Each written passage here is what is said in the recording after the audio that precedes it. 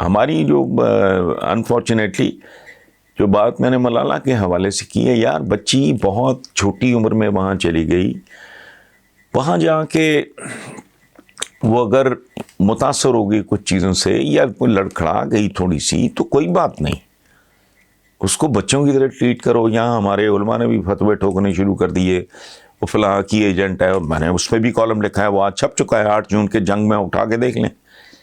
تمہارے پلے تو ہے کچھ نہیں. آپ کہہ رہے ہو کہ جی مغرب ہم پہ مغرب مسلط کرنا چاہ رہا ہے. مغرب تو کب سے تم پہ مسلط ہے. اپنی زندگیوں کو ذرا غور سے تو دیکھو. یہ فلش سسٹم آپ لائے تھے، یہ ٹی وی، کمپیوٹر، فریج، یہ نیٹ ویٹ، یہ جو گند بلا سارا ٹیکنالوجی، وہ اب تو ہماری جو پڑھی لکھی نسل ہے وہ تو کھانے بھی چھوڑ چکی ہے. مشرق کیا مشرق، وجہ شہرت کے آپ کی سوسائٹی میں کوئی ڈنگ کی چیز ہے تو بتا دو. تو ملالہ بچی ہے، اس کو اپنی بچوں کی طرح ٹریٹ کریں، اس کو سمجھائیں کہ بیٹا اس سے نہیں ہوتا. اور ایک اور بات میں نے کالم میں بھی لکھا ہے کہ نکاح کا مطلب تو پہلے سمجھ لو. اس نے کوئی بڑی انہونی بات نہیں کی، اس نے پارٹنرشپ کہا ہے. نکاح پارٹنرشپ ہی ہے، کسی چیز کو ملانا جوڑنا. عقد نکاح یہ ہے پورا لفظ. عقد کہتے ہیں کسی چیز کو بڑا زور سے باندھنا. That too is a form of partnership بھائی. اور یہ صدیوں پہلے جب نہ پرنٹنگ پریس تھا، نہ کاغذ تھا، نہ بال پوائنٹ اور پینسلیں ہوتی تھیں، تو اس وقت نکاح نامہ کہاں ہوتا تھا؟ کس طرح ہوتے تھے نکاح اس وقت؟ تو اپنے بچوں کو مارجن دیا کریں. آپ کے تو پہلے ہی پلے کچھ نہیں ہے. مشرق. اچھا دوسری بات یہ ہے کہ آپ ہو کیا کہ کوئی آپ کے خلاف سازش کی کہ یہاں کچھ علماء نے فرمایا ہے کہ جی ملالہ جیسے نا ایجنٹس رکھ لیتے ہیں. وہ کیا ایجنٹ رکھنے ہیں آپ کے لیے؟ بھوک، ننگ، غربت، سارا کچھ ان کے پاس آپ کا رہن پڑا ہے، گروی پڑا ہے. بدترین قسم کے قرضوں میں غرق قوم ہے. پوری دنیا آلریڈی، وہ تو پوری دنیا پہ مسلط ہیں بھائی. یونائٹڈ نیشنز ان کا، ورلڈ بینک ان کا، ADB ان کا، IMF ان کا، ایجادات ساری ان کی، ہاسپٹلز میں اکوپمنٹ دیکھ لو سارا ان کا، وہاں کی لائف سیونگ ڈرگز دیکھ لو ساری ان کی، گاڑی ان کی ایجاد، جہاز جس پہ بیٹھ کے حج عمرے کرنے جاتے ہو وہ ان کی ایجاد، انجیکشن ان کی ایجاد. آپ کے تو پلے پریکٹیکلی کچھ نہیں ہے بھائی میرے.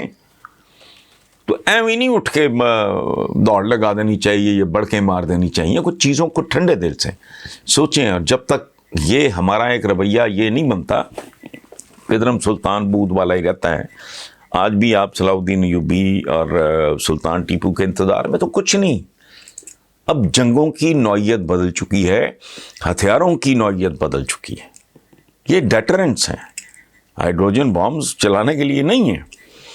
سائنس اور ٹیکنالوجی جو علم میں آگے وہ تو پورا ان کا غلبہ پہلے ہی ہے کہ جی مسلط کرنا چاہ رہے ہیں. کیا مسلط؟ آپ کی جو نسلیں ہیں وہ برگر تو پیزے تو پتہ نہیں کیا، پاسٹے، سینڈوچز، تو پتہ نہیں اس طرح کی چیزیں کھاتے ہیں. وہ کوک اور پیپسی، کولے وہ پیتے ہیں، لسی اپنا چائے کے بغیر آپ کے کوئی گھر نہیں ہے جو چل رہا ہو. 100 سال پہلے اس چیز کا، اس لعنت کا وجود ہی کوئی نہیں تھا برِ صغیر میں. پتلونیں پہنی ہوئی ہیں، فون پہ کرتے ہیلو کو متبادل کوئی لفظ اس کا ڈھونڈیں. سیل فون کے ساتھ جتنے لفظ ڈیلیٹ ہو گیا جی، میسج جو بھی ہیں وہ سارے کے سارے انگریزی. تو کون سی چیز ہے جس پہ ہاسپٹلز میں جب جاتے ہیں MRI مشین کو بھی پتہ کی ہے ایجاد کس نے کی ہے؟ ماں باپ بیمار ہیں تو ان کو مشین میں تو ٹھونس دینا ہے، یہ بھی تو پتہ کر لو نا. یہ کہتے ہیں کہ جی وہ یہودیوں کی چیزوں کو بائیکاٹ کرو. کس چیز کا کریں گے بھائی؟ لائف سیونگ ڈرگ اگر انہوں نے دی ہوئی ہے، ایریگیشن کا سسٹم اگر انہوں نے دیا ہوا ہے، تو کیسے کرو گے؟ تو کر لو. یہ جہاز پہ جب بیٹھتے خیال نہیں آتا، جب بتی جلاتے ہیں ایڈیسن کا خیال نہیں آتا؟ پلیز گاڈ سیک. ملالہ کے ساتھ میرا، بیچاری کے ساتھ، بچی کے ساتھ اس کا میرا کیا لینا دینا ہے؟ ایک کامن سینس کی بات ہے بھئی. اگر بچہ آپ کا، آپ اس کو روکنے کی کوشش کرتے ہو، اگر بالکل آپ کو سمجھ آ جائے کہ نہیں اس نے راہ راست پہ نہیں آنا، پھر کیا طریقہ ہے؟ رائٹ آف کر دو. میں نے خود کیا ہے زندگی میں. اب ٹانگ پہ زخم آ جائے تو آپ فوراً تو نہیں اس کو کاٹ دیتے نا، اس کا پہلے علاج کراتے ہو. پھر جب ڈاکٹر کہتا ہے یار یہ تو گینگرین ہے، پھر بندہ مجبوراً کہتا ہے لات کاٹ دو. تو بچی کے منہ سے اگر اس نے وہ امپریس ہو گئی ہوگی. اور ایک اور بات بتائیں مجھے، کوئی بھی بندہ جس کی کھوپڑی میں مغز ہے، وہ پاکستان سے ایک پسماندہ علاقے کی بچی، وہ یہاں کے اپنوں کے ظلم کا شکار ہو کے وہاں پہنچی، انہوں نے ہاتھوں ہاتھ لیا یہ وہ، یہاں سے وہ سن کے گئی ہوگی مغربی معاشرہ جو ہے وہاں اریانی ہے، فحاشی ہے، بے راہ روی ہے. وہاں جا کے اس نے جو دیکھا ہوگا اس کے تو رونگٹے کھڑے ہو گئے ہوں گے. اس کی مت مری گئی ہوگی، وہ کومے میں چلی گئی ہوگی کہ وہاں 2 نمبر دوائی کا کوئی تصور نہیں، رشوت کا کوئی تصور نہیں، 2 نمبر دودھ یا دوائیں یا غذائیں 2 نمبر نہیں. قطار ہوتی ہے، ڈسپلن ہوتا ہے، پاکیزگی ہے، صاف ستھرا ہے. ادھر کوڑے کے ڈھیر ہی نہیں ختم ہونے میں آتے. رشوت نہیں ہے، کام چوری نہیں ہے، بالکل ایگزیکٹ ٹائم پہ بندہ اپنے کام پہ پہنچتا ہے، جان مار کے کام کرتے ہیں. اب کروڑا چیزیں یہاں، نہ ڈسپلن ہے، نہ آگا ہے، نہ کو پیچھا ہے، رشوت ہے، خوشامد ہے، 2 4 سال کے بچے محفوظ نہیں ہیں، قبضہ گروپ ہوتے ہیں. ویسٹ میں ہے کوئی قبضہ گروپ؟ کو سوچ بھی نہیں سکتا کہ سرکاری زمین پہ یا کسی کی پرائیویٹ لینڈ پہ قبضہ کر لے، ممکن نہیں ہے. تو پلیز اتنا جذباتی ہونے کی ضرورت نہیں ہے. ٹھنڈے دل سے سن لیا کریں، سوچ لیا کریں. پھر بھی اگر آپ کو پسند نہ آئے تو ٹھیک ہے، آپ اپنی اپنی مرضی زندگی گزاریں، وہ ٹھیکہ تو نہیں لیا ہوا ہے. السلام علیکم ویورز. پہلا سوال بہت دلچسپ ہے. عمیر احمد رانا ہیں اسلام آباد سے.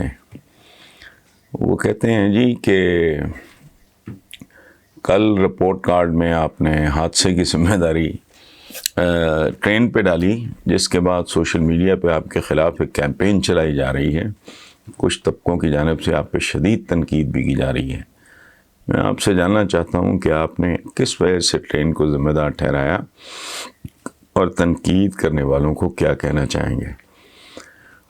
عمیر احمد رانا صاحب، پہلی بات تو یہ ہے کہ تنقید کرنے والے جو ہمارے دوست بھائی بیٹے ہیں، میں ان کے لیے دعائے خیر کرنا چاہوں گا. اللہ ان سب کو اپنی حفظ و امان میں رکھے.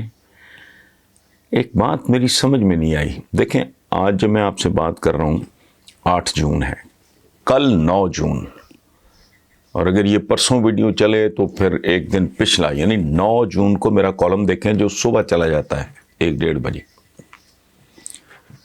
اس پہ میں نے دھجیاں اڑا کے رکھ دی ہیں اس بے غیرت رویے کی. اب ان دوستوں کا تو میں ان کے لیے دعا ہی کر سکتا ہوں کہ ان کا جو ذہنی سطح ہے یا لیول ہے یا میچورٹی کا، وہ اتنا پور ہے، اتنا پسماندہ ہے کہ بندہ کیا بات کرے. بالکل ایسے ہی ہے جیسے کوئی پاگل کسی کو اینٹ مارے اور وہ بندہ خود پاگل نہ ہو تو وہ کوشش کرے گا کہ اس کے کوئی علاج کا بندوبست کرے. میں نے یہ بات تنزن کی تھی، پوری بات سننی تھی غور سے. میں نے کہا تھا کہ پاکستان کی تو تاریخ ہی ہے، یہاں تو کبھی کوئی ذمہ دار ہوتا ہی نہیں. میں نے وہ پروگرام نہیں دیکھا، مجھے نہیں پتا کوئی بات اگر اس میں کوئی سینسر ہو گئی ہے مجھے نہیں پتا، لیکن اگر آپ پورا سنیں، بات کو سمجھنے کی کوشش کریں. وہ بھائی ایک بے جان چیز ہے، اس کا کیا قصور ہونا ہے؟ یہ تو کامن سینس کی بات ہے. میں نے وہ بات سٹائر طنز کے طور پہ کی تھی کہ پاکستان کی تو پوری تاریخ ہی ہے، اب سکوت ڈھاکہ ہو گیا، ملک چلا گیا، اس کا ہی نہیں پتا کون ذمہ دار ہے. ملک برباد ہو گیا ہے، اس کی اکانومی کھائی گئی، اس کا اقتصادی طور پہ بیڑا غرق کر دیا گیا، کون ذمہ دار ہے کوئی پتہ نہیں. فرقہ واریت ہے، کون ذمہ دار ہے پتہ ہی نہیں. وہ میں نے کہا آج تک کسی بات کا نہیں پتہ لگا. تو وہ تو میں نے طنزاً بات کی تھی کہ بھی اور کسی کا نہ اس کے وزیر کا کالم پڑھ لیں 9 جون کا، آج ہے 8 جون، کالم گیا ہے 1 بجے، کل 9 کو چھپے گا تو ٹھنڈ پڑ جائے گی۔ جو میں نے ان کے ساتھ کیا ہے خاص طور پہ گورنمنٹ اور وہ پتہ نہیں کیا نام ہے اس کا، اعظم سواتی جو وزیر ریلوے، تو آپ کی تسلی ہو جائے گی۔ تو بھائی میرے گزارش اتنی ہے کہ کامنٹ کرنے سے پہلے برا بھلا کہنے سے، گالی دینے سے، تو بس سوائے اس کے کہ آپ کا اپنا آپ آلودہ ہوتا ہے، اپنا آپ پلیوٹ ہوتا ہے، اور تو کسی کا کچھ نہیں بگڑتا پریکٹیکلی۔ تو میرے جیسے آدمی کو تو بڑا اس کا بہت کھلا لمبا چوڑا تجربہ ہوتا ہے نفرت کا، محبت کا۔ نون لیگ والا ہے، ظاہر ہے وہ مجھے گالی نہیں دے گا تو کیا کرے گا، پیپلز پارٹی والا ہے وہ نہیں کرے گا، تو ہمارے اندر وہ ظرف ہے ہی نہیں، تو ہماری تو تربیت ہی اس طرح کی ہے۔ تو اس لیے آپ 9 جون کا یعنی جو کل شائع ہوگا، بدھ ہے کل، وہ آپ دیکھ لیں، آپ کو بات پوری طرح سمجھ آ جائے گی۔ اسی طرح ملالہ کے بارے میں نے بات کی، اس پہ بھی میں سوشل میڈیا وغیرہ جو کوئی دیکھتا نہیں، جیسے عمیر صاحب نے بھی یہ میسج کیا مجھے پتہ چلا، یا کبھی بچے کو بتا دیتے ہیں، یا میرے آفس کے لوگ جو میٹنگس کے لیے، میں گھر سے باہر جاتا نہیں، سوشل میڈیا نہ مجھے دیکھنا آتا ہے نہ میں دیکھتا ہوں، میں تو سیل فون بھی نہیں رکھتا بھائی میرے، اس لیے اپنا وقت نہ ضائع کیا کریں میرے پہ۔ اور یہ